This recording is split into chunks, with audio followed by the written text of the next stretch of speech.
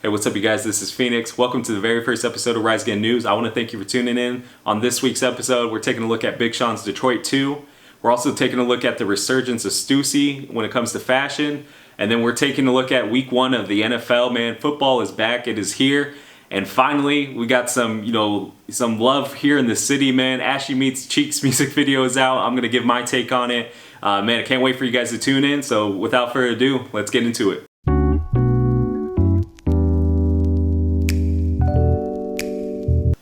Alright, you guys, so getting into Big Sean's Detroit 2, man. This is a follow-up to his 2017 solo album, I Decided.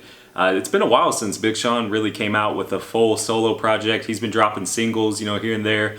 Speaking of, like Single Again, a couple other good ones. But this is our first look at Big Sean, with a solo album. It's, 3 years. It's a long time, with a lot of artists dropping a lot of music. It feels like every single year, every single month. I respect Big Sean for taking a minute to kind of really take a look at what he wants to drop, when he wants to drop, and you really kind of see it with this project. You have a lot of great features on here, everywhere from Big Sean hopping on a Nipsey Hussle song to Post Malone. So many great people. Travis Scott, of course. A couple of my favorite tracks, though, got to be Lithuania with Travis Scott, Wolves with Post Malone. The lead single off this album, Harder Than My Demons. Is it my favorite Big Sean project? No, but the one thing I do like is, I like albums that tell a story. So you take a look at Detroit 2, and it's just very, obviously Detroit. You got, artists like T Grizzly in there, Royce da 5'9", of course, that great Friday Night Cypher that they had, Eminem's in it, a bunch of other people. But the thing I really like is the storytelling throughout the whole album, because 3 different parts. You have Dave Chappelle, Erykah Badu, and Stevie Wonder. These great people telling their experiences and how much they, love Detroit and what Detroit's given to them. And then you have Sean throughout the project, really explaining what Detroit means to him. Not only that, addressing his mental health issues, just really kind of talking about himself, when some of these other projects that he's had in the past is more about, subjects like not only money, but like, different things that kind of going on in his life. The thing that I've always, loved about Big Sean is just his wordplay. His punchlines are always cold. But this project, again, wasn't my favorite, no, but I really like the storytelling throughout. I think it's beautiful how he crafted the album. And if I had to give kind of like an overall grade, because that's what I kind of want to do with some of my music, for album reviews and stuff. So I have to give it maybe a B-. Personally, it's not something I'm going to listen to every single day, but there definitely are some like strong songs off the album. And then the storytelling, like I said, I'm a big story fan. So Dave Chappelle hopping on telling about how he bombed in Detroit, to Stevie talking about his experience in Detroit as well. I think that really ties the album together. And if you guys haven't listened to it yet, of course it's available on all major streaming platforms. Go check it out. It's Big Sean's Detroit 2. Alright, you guys, so get into something that means a lot to me, obviously fashion, streetwear, everything like that. I wanted to talk about the resurgence of Stussy. Stussy's been around since the 80s, man, and they've never really left. You see a lot of these brands, man, like Stussy, the 100 since the 2000s, like a lot of these streetwear brands, like they just keep on finding different ways to reinvent themselves. And this year, man, Stussy has really done it. Not only with their own, drops, but their collaborations is really what's been catching my eye. You have Stussy, and Nike collaborating, Stussy Birkenstock, to the reported news this week of Stussy and Off-White finally, collabing together and doing a project. That's something I'm really looking forward to. But Stussy and Nike, of course, I'm a big Nike head, big Stussy head. So when I saw it together, and you're seeing what they've been doing, you look at a shoe like them reviving the Spirit on Cage too, with that cream, with the black swoosh, with the kind of knit material. I've been able to see them in person, and I gotta say, man, it's definitely one of my sneaker of the year candidates. So we'll have to see at the end of the year what how I'm feeling. But right now, it's definitely up there. But Stussy coming back this year, like I said, they've never really left. They've always been a great streetwear brand. They've always been really smart in how they've reinvented themselves. But this year, especially with these collabs with Nike, and I can't wait to see the full lookbook of what Off-White and Stussy, what they do. Right now it's looking like a t-shirt, but I'm sure there's going to be other, clothing drops with them. But the Nike thing is just really what brought me over, from the slides to the shoes to the bringing back the 90s windbreaker styles and everything. I really think Stussy is on top of this year. As far as, clothing brands to look out for, I think Stussy really has it, kind of the game on hold for streetwear this year. People kind of sleep on streetwear right now. Like, not as far as like, obviously, some of the bigger brands like Off-White, Supreme, Bape, but some of these brands like that have been out forever, like a Stussy, like the Hundreds, the Hundreds has been killing it as well. But I think we as a society, man, as a culture, I should say, we keep sleeping on these brands that have been around for us guys forever. I remember rocking Stussy in high school and middle school, and to see it now still out here, still doing its thing, like, it's just really cool to see. So I can't wait to see what Stussy does. I can't wait to see this Off-White collab that could be crazy. So definitely stay tuned, more for Rise Again News to see. I'll definitely be covering that for sure. All right, you guys, so it's time to talk sports, man. NFL Week 1, I didn't honestly think was going to happen. Obviously with the pandemic this year, sports have been kind of up and down. You don't know. The only sport that has really gotten a hold of what they were doing was the NBA with the bubble, and they're still going on. But NFL Week 1, we had some really great matchups, some really great teams. Just wanted to kind of highlight, my best and worst teams of my, in my opinion, of Week 1. Let's start with the best. Looking at the Seahawks.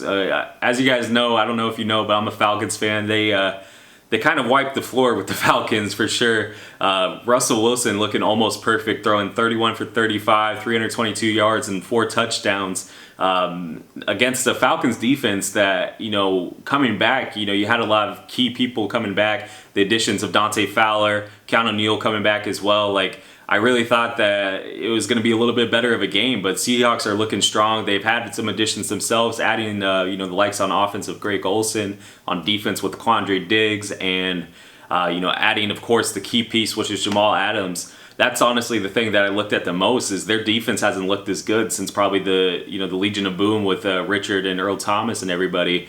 I think, looking very strong right now to be a top NFC candidate. And then on the other side, if we're looking at AFC, the Chiefs, the Super Bowl champs, the defending champs, looking really good. You have, Patrick Mahomes obviously doing his thing, and the passing offense is really, doing, Tyreek Hill, Travis Kelce, all, just looking really good. But the thing that surprised me the most was their first round selection, Clyde Edwards-Helaire, rushing for, I want to say, 25 rushes for about 128 yards around there. Looking really good. He's a little bit smaller of a guy, but, they were, coming at him. The Texans defense was really coming at him, and he was just getting right back up. It's funny because if you look at Clyde Edwards-Helaire, he was known, and what they were looking for was him being a receiving back, but now it seems like they have that rushing that's going to be able to help them spread the field. It's going to help them, obviously you have the passing threat with Mahomes and, Kelce and Hill, but now you have the running back, as well. And if they get that defense right, we could look at, our first back-to-back champions since the New England Patriots back in like 03-04. So I'm really looking forward to, seeing these Seahawks and Chiefs and how they're going to do. But now let's get into the other side, looking at some of the worst teams this week. First of all, I got to give it to the Philadelphia Eagles, man. Like, I know they had some key injuries. Lane Johnson's out, but they started up, being 17-0 against the Washington football team. And, Washington just comes back in that second half and comes back and wins. The Eagles didn't even score, any points, man. Washington ends up winning 27-17. I think since the Super Bowl, it's just been a trajectory down. And I know that hurts Eagles fans, but you got to look at, man, Carson Wentz is never really fully healthy. You have a running back situation that's not really solved. Do they, they have an older Deshaun Jackson. Obviously Zach Ertz is doing well, but then they're getting a weaker line. Carson Wentz is getting hit more. You already got the injury with Lane Johnson. You got to see where this is going to go. I don't know if the Eagles are looking strong, and you have an NFC East. You got the Cowboys that are coming up. Giants, if they get their offense right. I know they lost to the Steelers, but they looked actually pretty good in that game. And then the Washington football team, who kind of surprised us all, and had a really strong defense, and Dwayne Haskins was playing well. So I'm kind of worried about these Philadelphia Eagles going into this year. And then you look in the AFC, and I thought 2 years ago things were going to change, but they're really not changing. You look at the Cleveland Browns, and the thing that just gets me so much is you fire Freddie Kitchens, you get your new coach in, and the thing that they need to do, they have two elite running backs in Nick Chubb and Kareem Hunt, and they're not running the ball. They try to spread it out. Nick Chubb ended up with about 60 yards. Kareem Hunt with 72. But you got to rush it more, man. The attempts aren't there. Baker's just not looking strong. I know they're going against the Baltimore Ravens. We'll see how they do in week 2. But right now, man, I just, for a team that we really thought last year was going to be a wild card team. You heard some crazy things of the predictions of Cleveland Browns, getting to the AFC Championship and things. But now we're looking at this year, and again, they just look like a 500 team.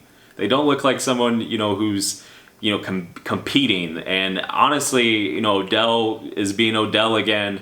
It might be time to trade Odell and see if Cleveland can try to rebuild with some of these pieces. But this is really a prove-it year for Baker Mayfield, because I don't see after this year, him being in a Browns uniform if he doesn't actually have a strong year this year. But that's going to be my best and worst teams. But let's get into the Tom Brady obviously leaves New England, and he's a Buccaneer now.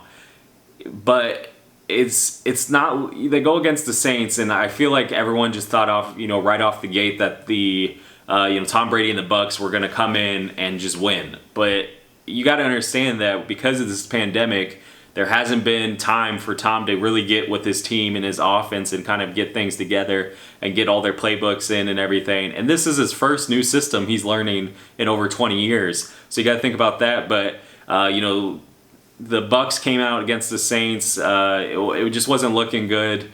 Now you did have some key injuries like Mike Evans, but I think you look at right now the Bucs aren't looking good. But you look ahead to this Week 9 matchup against the Saints. I bet you it's going to be a nice turnaround.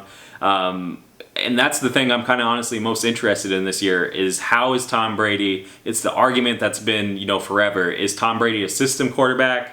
Or was Tom Brady, is he really the GOAT? Did he rely on Belichick too much? And was the talent not there? He's getting obviously older, and it's going to be interesting to see how the Bucs do this year. So we'll definitely keep along and follow with that. But ending things with Week 1 of the NFL, we had a Sunday night matchup between the Cowboys and Rams, and Mike McCarthy's debut.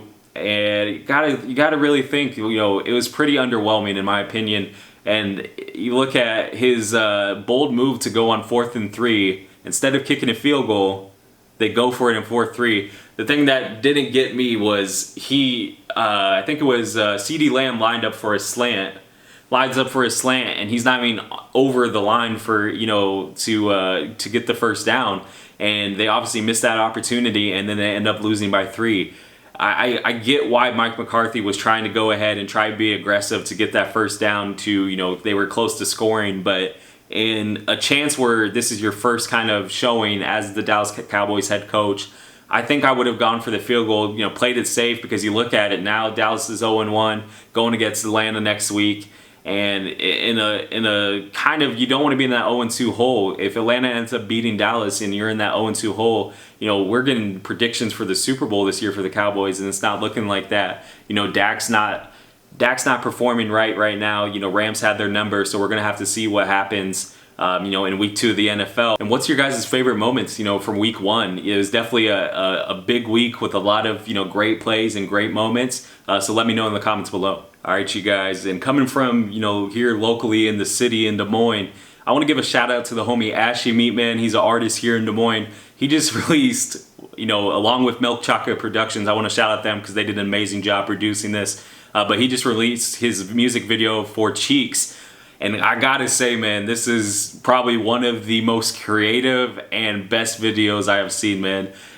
You guys gotta check it out for yourself. Not only is it on YouTube, but my bro Ashy Me put it on Pornhub, guys. So whichever way you want to stream this thing, man, go check it out. It's called Cheeks. It's available, on YouTube, like I said, and on Pornhub too. So shout out to Ashy Me and Milk Chocolate Productions, man. You guys killed it. Amazing job. I think it already reached 1,000 views in 24 hours, guys. So go check it out. Let's get his views up, man, because I know for sure they put a lot of effort into this. Again, that's Ashy Meat Cheeks. Go check it out. All right, you guys, I want to thank you for tuning in. Definitely appreciate it. And, tell me your thoughts on the episode. What do you guys think of Big Sean's Detroit 2? What do you think on, how Stussie's done this year? And then let me know on your thoughts of NFL Week 1 in the comments below. Go ahead and like, share, subscribe, all that good stuff. You can follow me on Instagram at RAVPhoenix. That's the personal page. And then anything Rise Again Media related, you can follow on Facebook, Twitter, and Instagram at Rise Again and Create.